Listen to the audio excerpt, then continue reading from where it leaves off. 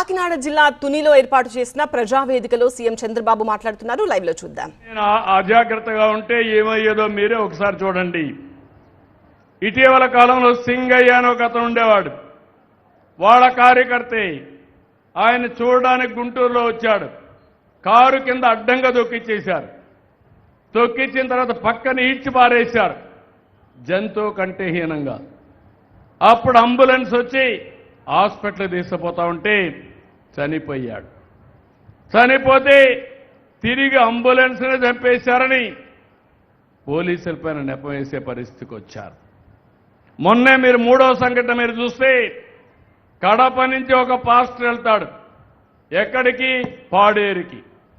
పాడేరుకి వెళ్ళి ఒక డ్రామా ఆడతాడు. ఆయన ఎవరో కొట్టారని ఆయనే కొట్టించుకొని నాటకాలు ఆడి రాష్ట్రమంతా మత విద్వేషాలు సృష్టించాలని ఒక పెద్ద నాటకాన్ని క్రియేట్ చేశారు. ఏమనాలో మీరు చెప్పండి. ఇది మూడో సంఘటన. ఇక్కడ కూడా రాజమండ్రిలో ఒకసారి జరిగింది. ఒక పాస్టర్ ప్రవీణ్ హైదరాబాద్ నుంచి తాగుతూ వచ్చాడు. కడాన రాజమండ్రి కవతల ఒక యాక్సిడెంట్ అయి చనిపోయాడు.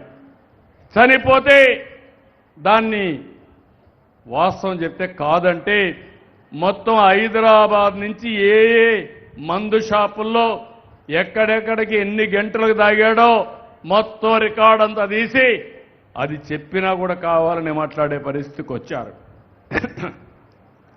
ఇంకో పక్కన మీరు చూడండి, తిరుమల కొండపైన నేను అడుగుతున్నా, ఈరోజు తిరుమల కొండపైన ఇటీవల ఎవరన్నా పోయారా? మీలో తిరుమల పోయిన వాళ్ళు చేతుల పైకెత్తండి.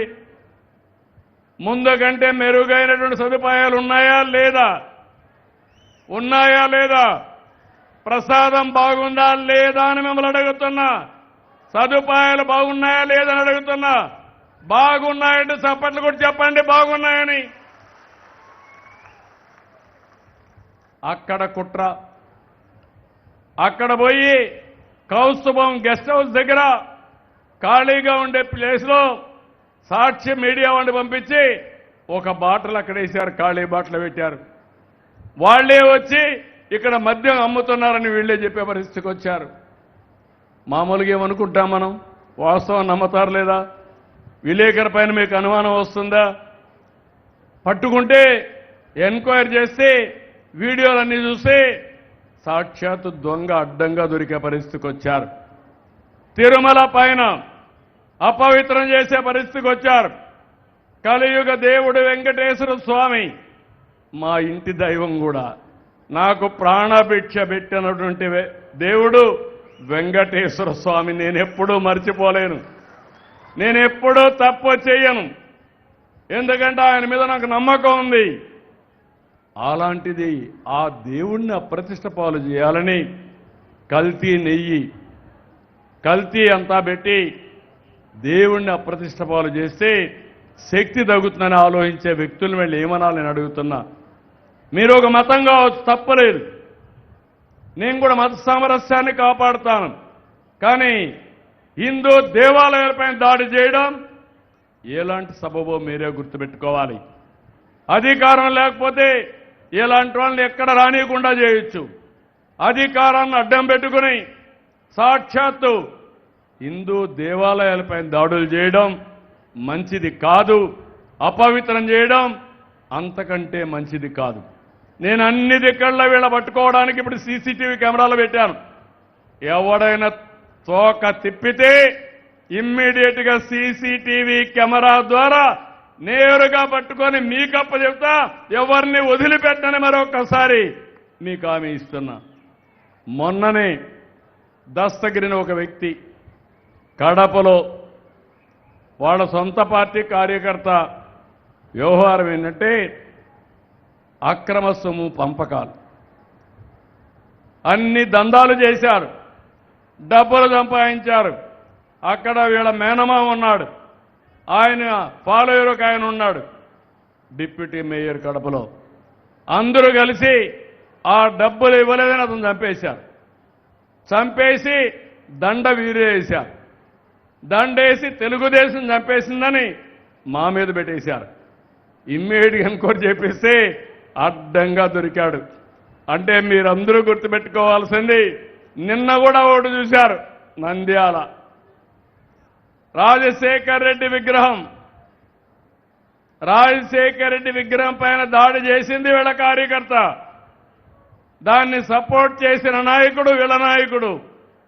కడాన దాన్ని కూడా తెలుగుదేశం పార్టీని చెప్పబోతే అడ్డంగా పట్టుకున్నాం. 20 నిమిషాల్లో పట్టుకున్నాం.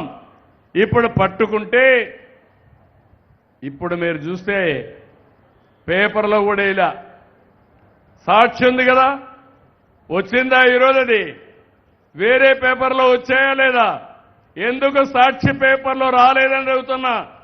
అంటే మీ నాన్న విగ్రహాన్ని విధ్వంసం చేస్తే నువ్వు నీ పేపర్లో వేయవు. ఎందుకు? నువ్వే చేపించావు కాబట్టి, నీ మనుషులే చేశారు కాబట్టి.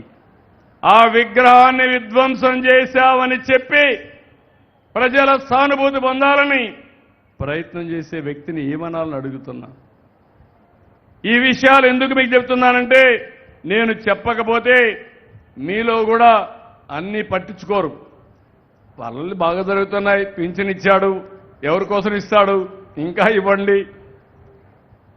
ఒకప్పుడు కూడా మనం చూసాం, దేవతలు లేకుంటే రాజులు యజ్ఞాలు చేసేవాళ్ళు ప్రజాహితం కోసం, రాక్షసులు వచ్చి డిస్టర్బ్ చేసేవాళ్ళు.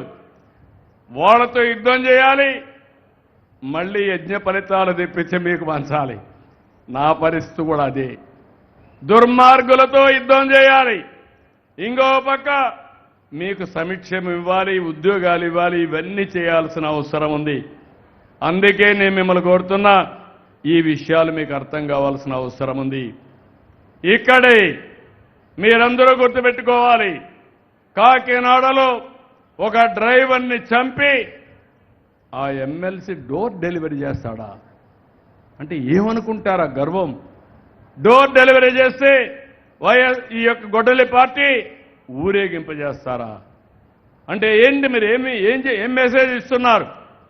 మీరు చేయండి. నిన్న ఒక ఆయన అంటున్నాడు, ఇది గొడ్డలి పార్టీయే కాదు, ఇంకా కత్తులు కటారాలు తీసుకొస్తా అంటున్నాడు.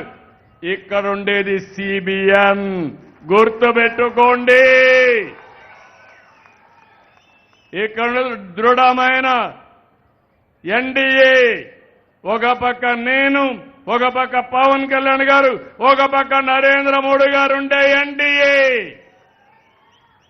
ఎవ్వడి ఆటలు తాగనీయం. ఆ విషయం గుర్తుపెట్టుకోవాలి. అంటే ఒక రాజకీయ పార్టీగా ఇవన్నీ ఉంటే మీరు కరెక్ట్ చేసుకోవాల్సిందే పోయి విచ్చలవిడిగా మీరు మాట్లాడితే మేము ఉపేక్షించాలని అడుగుతున్నా. ప్రజాహితం కోసం ఎట్టి పరిస్థితుల్లో ఇలాంటి చేయకుండా చేసే బాధ్యత నేను తీసుకుంటాం. నేను అడుగుతున్నా మిమ్మల్ని అందరినీ, కనీసం అలాంటి వాళ్ళని సస్పెండ్ చేశారా అని అడుగుతున్నా. ఎలాంటి సందేశాన్ని మీరు ఇస్తారు? కనీసం కండెమ్ కూడా చేయడం లేదు. ఇది రాజకీయాల్లో విలువలు చాలా ముఖ్యం. ఒక వ్యక్తికి ఒక విలువ ఉండాలి. విలువ అనేది ఒక పద్ధతి ప్రకారం చేసేది రాజకీయం తప్ప విచ్చలవిడిగా చేసేది రాజకీయం కాదు. ఆ విషయం కూడా గుర్తుపెట్టుకోవాల్సిన అవసరం ఉంది.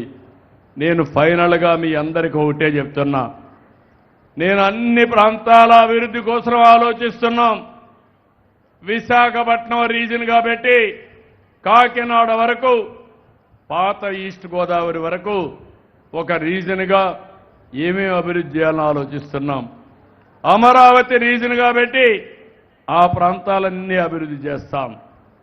ఇంకో పక్క ఇక్కడికి వచ్చే కొందికి తిరుపతి రీజన్గా పెట్టి ఆ ప్రాంతాలను కూడా ఇచ్చేస్తాం. నేను ఇవన్నీ చెప్తున్నానంటే మీలో కూడా ఆలోచన విధానం ఆలోచించుకోవాలి. సమస్యలు లేక కాదు, వెంటాడుతున్నటువంటి ఆర్థిక సమస్యలు. రెండోది, ఇటీవల యుద్ధం వచ్చింది. ఎక్కడ జరిగింది యుద్ధం? ఇరాన్లో జరిగింది. చేసింది మనం కాదు, America, Israel versus to Iran. దాని ప్రభావం మన పైన పడింది. మా ఆడబిడ్డ వంట చేసే గ్యాస్ పైన పడింది. మనం నడిపే వాహనాల పైన పడింది. పెట్రోల్ డీజిల్ రేట్లు పెరిగాయి. ఇంకో పక్క నిత్యావసర వస్తువుల రేట్లు పెరిగే పరిస్థితి వస్తూ ఉంది. రైతు పండించే పంట ఎగుమతికి నోచుకోవడం లేదు. అక్వా ఇక్కడి నుంచి వేరే దేశాలకు పంపించాలి. ఇప్పుడు పంపించాలంటే లాజిస్టిక్స్ సమస్యలు వస్తున్నాయి. మనమంతా కూడా వాణిజ్య పంటలు పండిస్తున్నాం, బనానా పండిస్తున్నాం, పళ్ళు కూరగాయలు పండిస్తున్నాం. అవన్నీ విదేశాలకు ఎగుమతి చేస్తున్నాం. అవన్నీ కూడా ఎగుమతి చేసే పరిస్థితులు లేవు. ఇబ్బందులు వస్తున్నాయి. కానీ రాత్రింబగళ్ళు ఆలోచిస్తున్నాం. ఇంకో పక్క మీరు చూస్తే ఈ సంవత్సరం వాతావరణంలో పెనుమార్పులు వచ్చేసాయి. ఎండలు విపరీతంగా వచ్చాయి. 48 డిగ్రీలు టెంపరేచర్. ఇంకో పక్క వర్షాలు కూడా ఎక్కడికక్కడ గాలి వానలు వచ్చే పరిస్థితి వచ్చింది. ఎల్నినో అంటున్నారు. అంటే ఈ సంవత్సరం వర్షం కూడా తక్కువ ఉంటుంది. అలాంటి సమస్యలు కూడా వస్తున్నాయి.